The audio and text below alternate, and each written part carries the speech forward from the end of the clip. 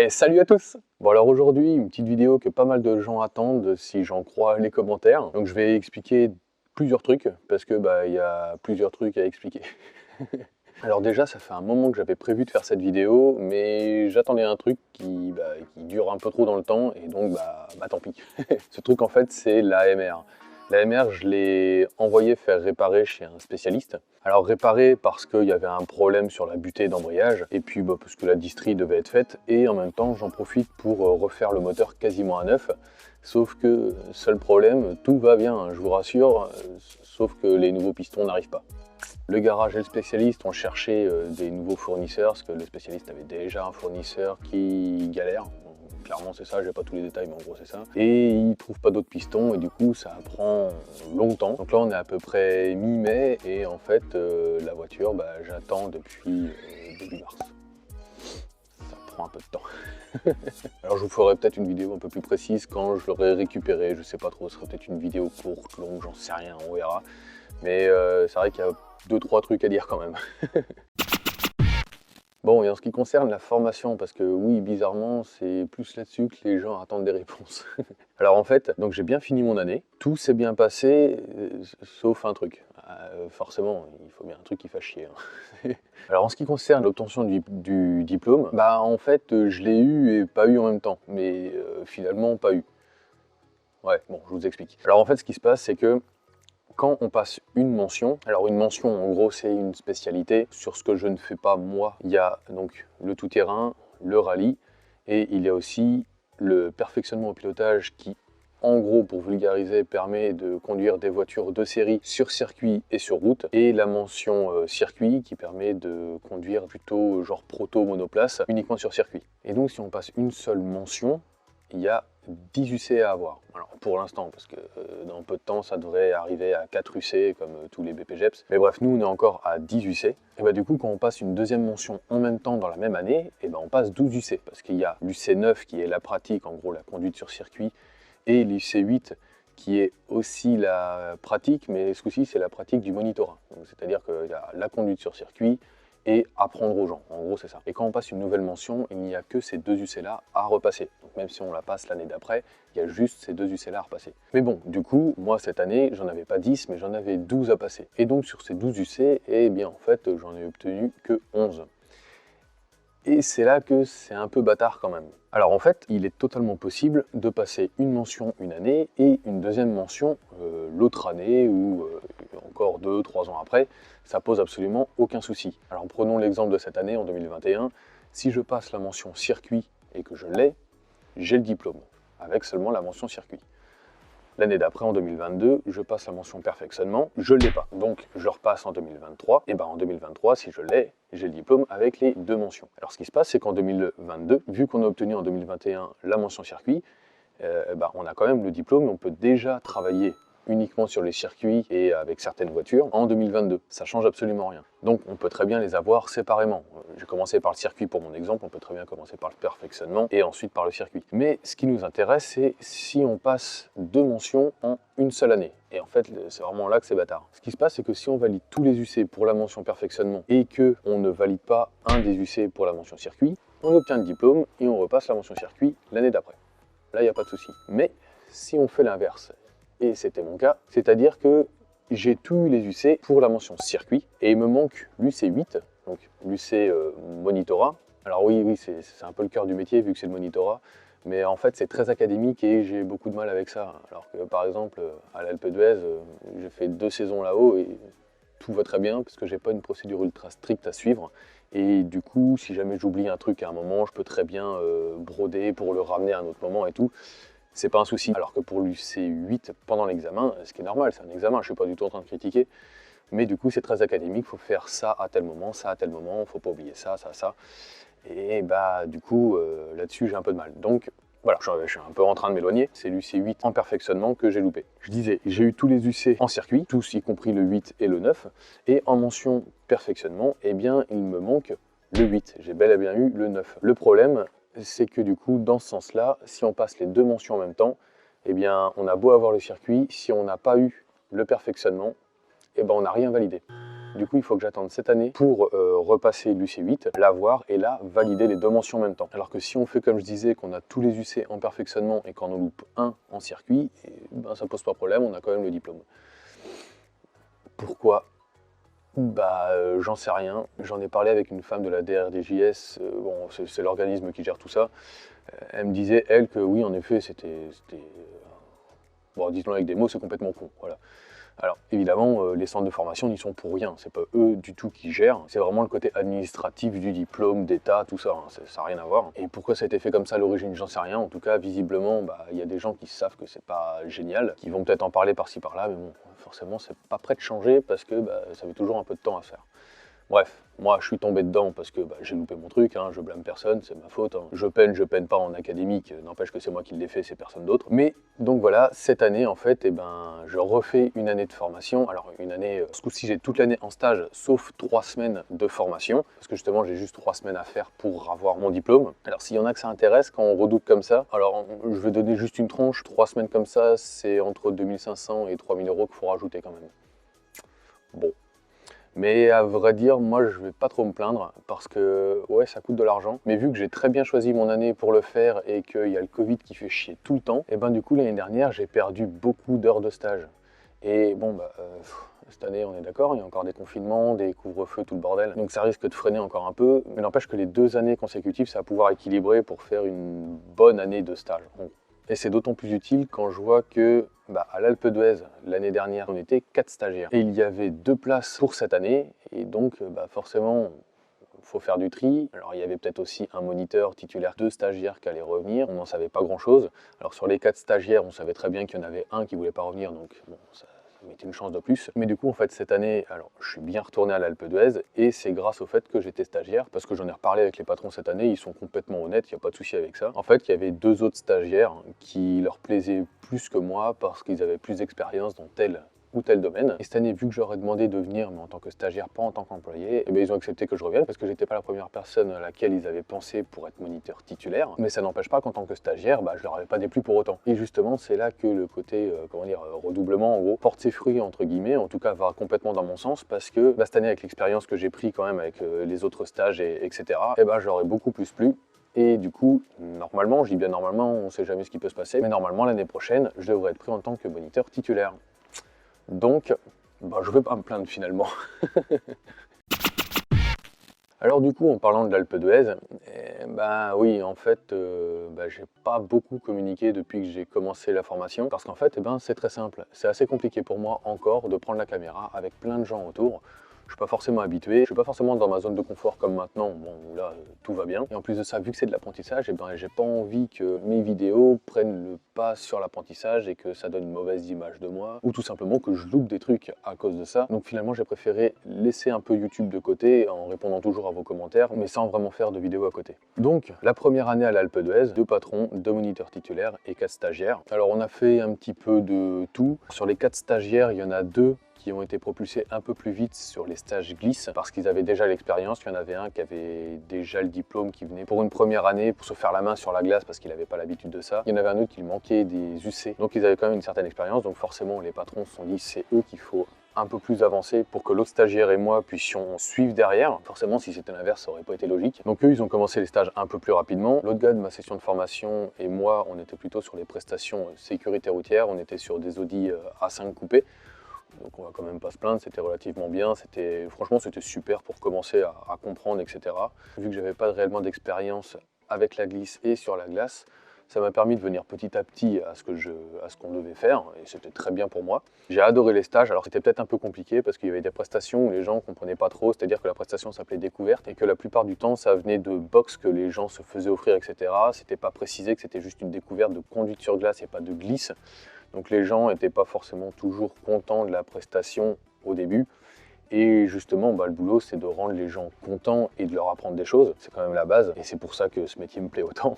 Et du coup, c'était pas forcément facile de faire sortir un sourire aux gens dans ces cas-là. Et j'y arrivais relativement régulièrement en fin de compte. Donc j'étais super content de moi. Ça s'est très bien passé. J'ai pu évoluer, etc. Sur la fin, j'ai pu faire quelques stages glisse. Mais pas beaucoup, en fait, à cause du climat et pas à cause des patrons ou quoi que ce soit d'autre. Le climat a été pourri.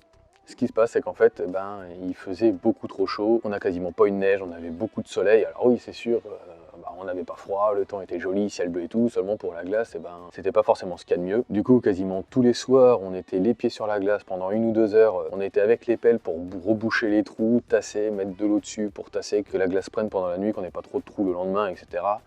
Alors c'était génial pour apprendre et c'est vrai que c'était un peu chiant parce que on pouvait pas rouler, hein, mais que ce soit les patrons, les moniteurs titulaires ou les stagiaires, personne ne pouvait rouler. On a pu le faire de temps en temps. Alors évidemment ils étaient aussi un peu avec nous à côté, d'autres fois c'était les moniteurs titulaires. Ça a tourné, on a fait quand même quelques fois une première approche de ce qu'était vraiment la glisse sur glace. Quand l'enculé c'est sûr, on va se manger un tonneau avant la Putain, j'arrive pas à le garder, ça me gave.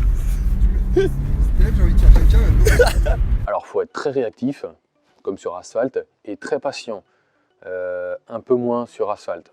Je dis bien un peu moins, parce qu'il faut être patient aussi, mais sur la glace c'est lent, c'est génial, mais c'est lent.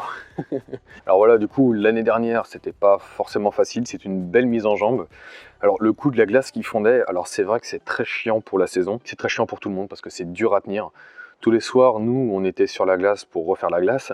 Par contre, le patron, et c'était le mécano qui l'aidait, et quelques stagiaires qui savaient manipuler un camion, c'était pas mon cas, c'était toute la nuit sur la piste. Et quand je dis toute la nuit, c'est vraiment toute la nuit. Sur la piste, en train de refaire la glace, parce que c'est la nuit, hein, forcément, c'est là où il fait le plus froid, c'est là où on peut faire de la glace, c'est là où il n'y a pas d'activité. Donc c'est le meilleur moment. Et du coup, c'est éprouvant pour tout le monde, parce que forcément, quand tu dois faire la nuit, que tu dois travailler les jours, alors les gens qui faisaient la glace la nuit ne travaillaient au moins pas le matin, mais le soir, ils travaillaient. Donc ça reste quand même relativement éprouvant quand c'est une saison complète, hein. Une saison, en gros, c'est un gros rush de 2 mois et demi, 3 mois, hein, donc tu te reposes quasiment jamais. Mais par contre, pour comprendre le fonctionnement relativement dur de ce genre de structure qui maintient donc un circuit glace, c'est génial quand même. Parce que du coup, on a bien compris comment faire la glace, comment ça fonctionnait. Le patron qui gère la glace a cherché des moyens pour faire de la glace plus facilement. Donc au début, on était vraiment uniquement avec les pieds en train de tasser. Il y a une histoire de pression, et vu qu'il y a une histoire de pression, le patron a voulu prendre un rouleau compresseur et une plaque vibrante pour faire les routes. Bon alors ça fonctionnait, sans fonctionner, on va dire que le rouleau compresseur, alors déjà de la ferraille sur de la glace, ça peine un peu. La glace collée sur le rouleau, donc c'était très chiant. Et puis c'était un peu trop lourd à un certain endroit, et du coup ça avait souvent tendance à finir par faire des trous. Quand ça fonctionnait, c'était génial, mais bon, ça fonctionnait pas tout le temps, c'était dur à manipuler, etc. Donc c'était pas au mieux. La plaque vibrante, en fait, ça fonctionnait bien, mais pas assez en fin de compte. Et finalement, ce qui s'est passé, c'est que le patron a acheté un chargeur. Alors un chargeur, c'est comme une pelleteuse, mais le godet est seulement en bas, et puis il lève juste comme ça. Ça va, la cinématique est pas mal. Alors je vais essayer de mettre un petit montage dessus, comme ça. Parce que c'est peut-être bien, ou c'est peut-être pas bien. Alors pour faciliter, je vais juste faire ça, voilà, comme ça. Comme ça, il y a le camion ici et la pelle ici. Et donc ce chargeur, cette année, il l'avait encore, et ça nous a sauvé la vie maintes et maintes fois. Et donc justement, cette année, j'y suis retourné, comme je vous ai dit, toujours en stagiaire, mais j'avais plus le rôle d'un moniteur titulaire. On était en comité plus réduit que l'année dernière, il y avait toujours forcément les 2 patrons, il y avait un moniteur titulaire et on était 3 stagiaires. Donc moi je faisais le boulot d'un moniteur titulaire, et les 2 autres stagiaires qui venaient pour leur première année faisaient le boulot que nous on faisait l'année dernière. Et déjà, j'ai pas envie d'attendre pour dire ça, cette année l'ambiance était beaucoup plus familiale. Alors l'année dernière l'ambiance était déjà très bien, mais cette année l'ambiance était encore mieux, c'était vraiment génial. Il y avait encore le mécano, il y avait son pote qui était venu en fin d'année dernière, et ces 2 mecs là, franchement, on n'a vraiment pas le temps de s'ennuyer avec eux. C'est sûr que quand on va dans l'atelier ensemble, ça bouge, hein. Pour le moniteur titulaire, c'était un des stagiaires de l'année dernière. Pareil, c'était vraiment génial avec lui. Les 2 patrons, c'était la 2e année que je les connaissais, donc forcément l'ambiance était un peu différente et c'était aussi encore mieux. Et les 2 stagiaires, pareil, en fait, c'est simple, c'était top. J'ai rien à redire sur cette année, c'était génial. Bon voilà, maintenant les explications, j'avais juste pas envie d'attendre pour faire les éloges de tout le monde. Et donc du coup cette année, alors j'ai fait quelques briefs buggy comme je faisais l'année dernière, mais l'année dernière je le faisais tout le temps. J'ai fait quelques stages en sécurité, beaucoup moins que l'année dernière. J'ai fait quasiment que du stage glisse. Je vais pas me plaindre, hein. C'était vraiment génial. Ce qui est encore mieux, c'est quand tu fais des stages glisse, même sans rouler, tu apprends des choses. choses. Tu apprends des choses parce que des fois, en fait, en tant que passager, tu vois juste la chose différemment. Quand tu es derrière le volant, tu réfléchis pas de la même manière. Alors que quand tu es à côté, tu as le temps de regarder des choses différentes. Tu n'es pas forcément obligé de te figer sur la route, tu peux te figer sur le volant, alors que quand tu es sur le volant, tu vas pas regarder ton volant parce que sinon, tu te manges. Je vous rappelle que le regard fait le tout, alors si tu regardes ton volant, je sais pas où tu vas, hein, mais bon, regarde ta route, hein, c'est beaucoup mieux. Et donc ça apprend énormément de choses. Ça apprend aussi à gérer les gens un peu différemment. Alors l'année dernière, sur les stages que je vous disais, où les gens pensaient qu'ils allaient glisser et que c'était pas du tout le cas, eh bien cette année en fait dans la première partie du stage glisse, en fait on est sur des Audi A4 et en fait elles servent à venir progressivement vers la glisse pour apprendre aux gens progressivement les mouvements qui vont être utiles pour la suite. Et finalement on avait un peu les mêmes cas, des gens qui voulaient absolument glisser avec ces caisses là. Alors la plupart des gens sont cool, comprennent bien, ils t'écoutent et tout, mais il y a certaines personnes qui pensent que vu qu'ils ont payé leur place, ils ont tous les droits. Alors que pas du tout. C'est pas une histoire d'argent, c'est une histoire de pédagogie. Alors le déroulé de la séance, moi je l'ai pas inventé, hein. C'est les patrons qui eux ont 15-20 ans d'expérience dans ce domaine-là, et c'est eux qui me l'ont appris. Et donc moi je suis à la lettre ce qu'ils font. Alors oui, bon, je le mets un peu à ma sauce forcément, parce que je veux pas copier quelqu'un, hein. Je veux le faire à ma sauce, c'est ce qui me plaît, je veux le faire de la manière dont ça me plaît. Mais n'empêche que le déroulé de base, je suis complètement 15 ans d'expérience. Donc si tu as un mec qui arrive et qui fait « non, de toute façon, je veux glisser, c'est ça que je veux faire », non mec, il y a un déroulé à faire et il n'est pas là pour faire beau ou pour faire passer le temps. C'est juste que si tu vas trop vite, t'apprends moins bien et du coup t'apprends moins. Alors que si tu as l'impression de stagner un peu au début, mais que tu écoutes, au final à la fin tu as appris énormément de choses et tu y arrives beaucoup mieux. Bref, ces gens-là, quand ils sont là pour glisser et qu'ils sont entre deux murs avec une voiture qui vaut 60 000 balles, faut savoir les arrêter. Alors il y a plusieurs manières, je ne vais pas non plus rentrer dans ce sujet-là, mais du coup, il faut savoir le faire. Ça fait partie du métier parce que ça arrive tout le temps. Je parle de l'Alpe d'Huez, mais en réalité, ça arrive partout, tout le temps. Et donc, il faut savoir les gérer. Mais en fait, ça paraît bête, et même ces gens-là t'apprennent des choses. Et donc, je sais pas ce que je veux dire par la suite. J'ai oublié. C'est ballot quand même. Et donc, même ces gens-là t'apprennent des choses, et donc finalement, même les mecs chiants, on va dire, ils sont utiles. Bref, il y a les gens chiants, et il y a les autres. Et la plupart des autres, du coup, eux, apprennent beaucoup plus, parce qu'ils écoutent mieux, donc forcément, ils vont plus loin. Et c'est génial, en fait, et chaque séance est différente, et c'est ça qui est ultra bien, c'est que t'as beau faire tout le temps les mêmes tours, en fait, chaque séance est différente, chaque personne est différente. Et du coup, il faut arriver à comprendre comment la personne réfléchit pour lui apprendre de telle ou telle manière, ce qui permet donc aux gens de mieux apprendre. Et du coup, quand tu arrives à comprendre ce petit détail qui est ultra important, tu arrives à vraiment faire avancer les personnes et c'est génial. Toi, tu te marres, enfin en tout cas moi, parce que moi, j'essaie toujours de m'amuser, parce que pour moi, c'est la base. Et en plus de ça, les gens avancent, donc ils ressortent avec le sourire et avec des connaissances. Pour moi, il n'y a rien de mieux. Et en fait, c'est exactement la même philosophie que j'ai pour mes vidéos, hein. Comme quoi, tout se recoupe. Oula, allez, vas-y. Gaz, gaz, gaz, gaz, gaz, gaz, gaz, frein, volant. Soulage, regarde, on part à l'extérieur. On y va. Non, ça marche pas bien. Allez, prends-le doucement, celui-là. Allez, vas-y. Vas-y. Allez, envoie maintenant. Frein. Oublie pas ton frein. Là, il est un peu parti en vacances ton frein. Allez, vas-y. Allez, là, faut qu'on freine tôt. Maintenant. Vas-y, laisse-la partir. Allez, gaz. Ah, dommage. Ah, c'est le plus beau que t'aies fait pour le moment. Allez, vas-y, gaz. Allez, vas-y. Volant, léger frein, allez. Ah, trop de frein, t'as vu? On est tout de suite parti devant. Allez, continue encore. Allez, appel, maintenant. Frein. Très bien. Soulage tes freins. Vas-y, elle va tourner, t'inquiète. Allez, gaz. Ah, tu vois, t'as hésité sur tes gaz. Du coup, on n'est pas bien parti. Allez. Gaz, vas-y, garde tes gaz, frein. Allez, reste. T'inquiète pas. Ouais, ça y est, une fois qu'on est dans l'eau. c'est ça. On fait pas les off-road, nous, sur la piste.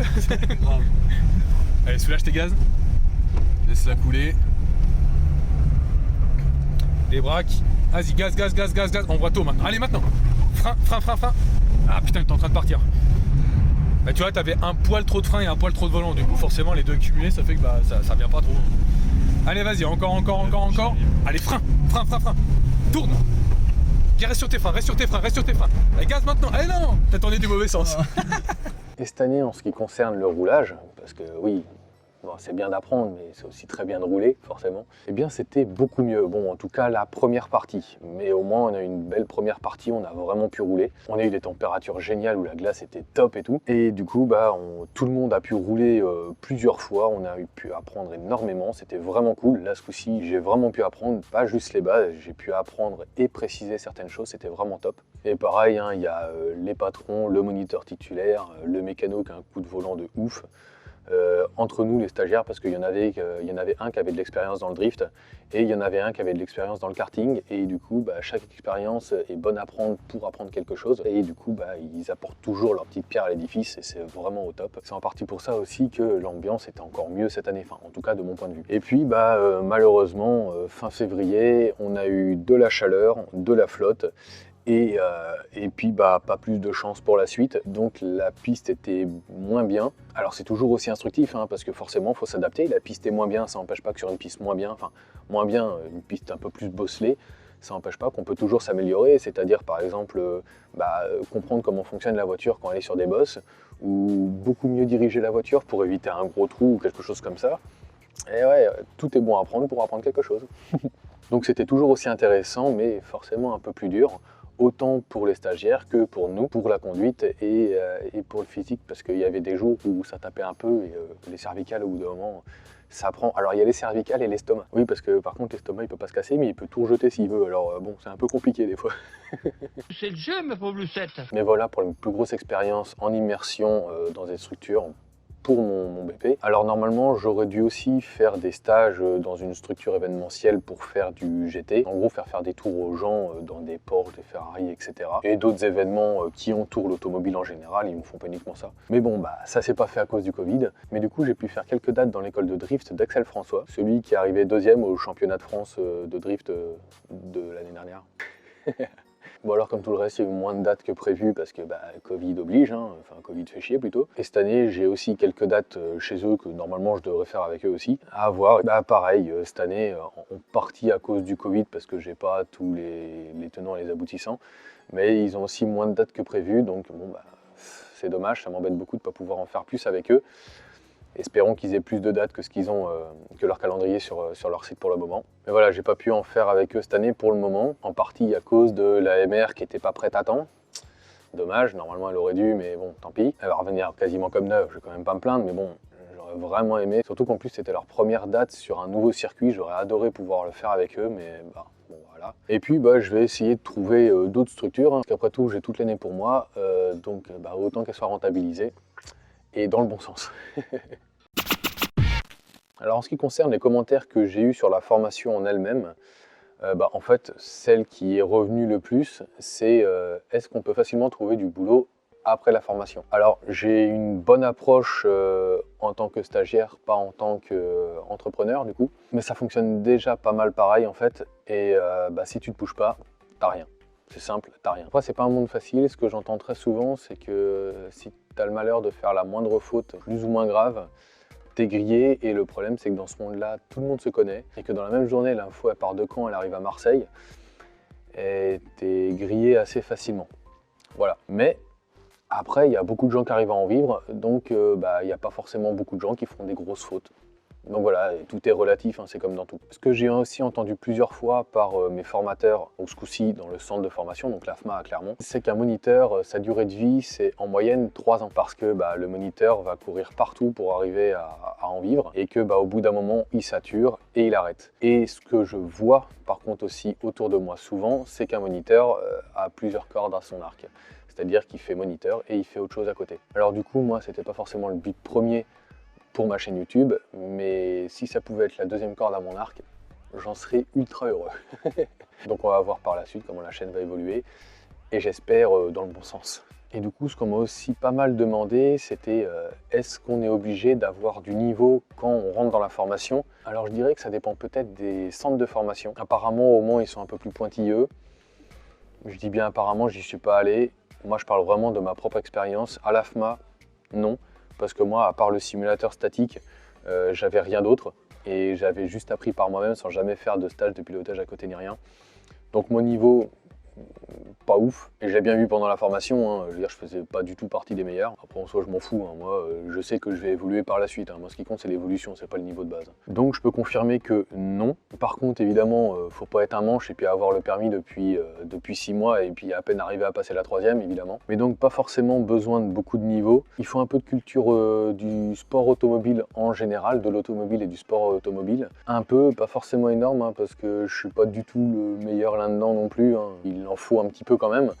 T'es pas obligé de tout connaître sur tout, en gros c'est ça. Et donc à l'AFMA, pour la formation, pour les entrées en formation, parce qu'il y a donc les épreuves au préalable qu'il faut faire pour pouvoir être accepté en formation, dedans il y a des épreuves éliminatoires et la plupart ne le sont pas. Alors si vous voulez beaucoup plus de précision, appelez directement le centre de formation, hein, c'est l'AFMA, celui qui est basé à Clermont-Ferrand. Et donc pour les épreuves éliminatoires, il y a le chrono sur circuit, qui bien sûr est fait de manière à ne pas plomber les gens qui n'ont pas forcément de niveau évidemment. C'est principalement fait pour voir ton niveau et bon, si t'es pas dangereux. C'est vraiment si t'es dangereux, bah tu seras pas accepté, c'est surtout ça le truc. Et donc bah par contre si t'es trop lent, bah t'es dangereux, parce que si t'es trop lent ça veut dire que t'as pas la bonne vision de la chose, et du coup bah, tu peux vite être dangereux, parce que sur un circuit il faut quand même tartiner, parce que bah, si tu vas pas assez vite, il suffit que tu sois à l'arrêt après un virage à l'aveugle mais avec une belle accélération, bah, le mec a à peine le temps de te voir et bam t'es dedans. Donc voilà, le chrono est surtout fait pour voir si tu n'es pas dangereux. Et donc tu as aussi une épreuve écrite, donc c'est ça l'épreuve de la culture générale,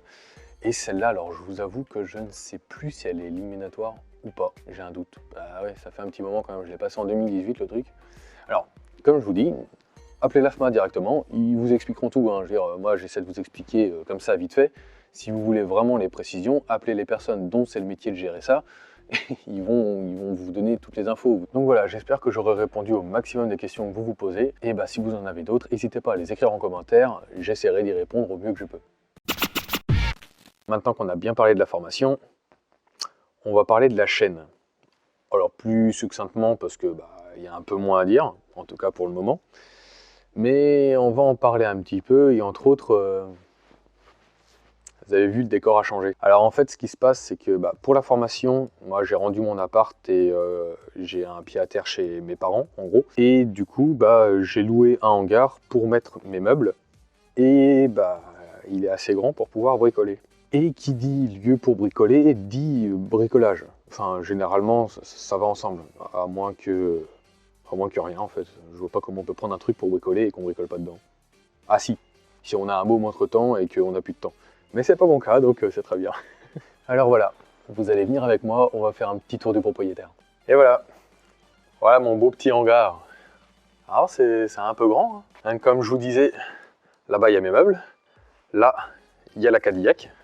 Elle a un petit joint de culasse, il va falloir la réparer, mais bon pour le moment, on verra, c'est pas la priorité. Alors ce qu'il y a derrière par contre, je vais pas vous le montrer, ou si jamais ça apparaît à la caméra, je vais essayer de flouter. Encore un truc qu'il va falloir que j'apprenne, je sais pas flouter encore, mais bon.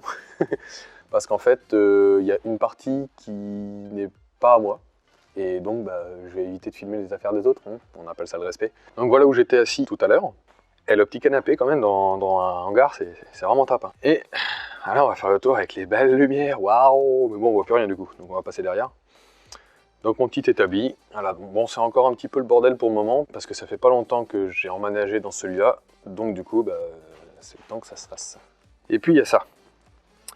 Et puis bah ça, bah, je vous en parle pas tout de suite, parce qu'en fait ça, c'est plein de petites conneries que j'ai prévues, des projets que j'ai depuis, pour certains très longtemps, pour d'autres un peu moins longtemps, mais bon ça se compte quand même en années pour tous, donc j'ai hâte. Et ben monsieur, dame, voilà, j'espère que cette vidéo vous aura plu. Si c'est le cas, comme d'habitude, hein, un petit commentaire si vous avez quelque chose à dire, un petit pouce en l'air, abonnez-vous si vous êtes content, hein. Ah bah, si vous n'êtes pas content, bah abonnez-vous pas, mais du coup c'est moi qui n'ai pas content après. Ouais, bah, de toute façon, toujours l'un ou l'autre. Putain. Bon allez, à la prochaine, tchuss.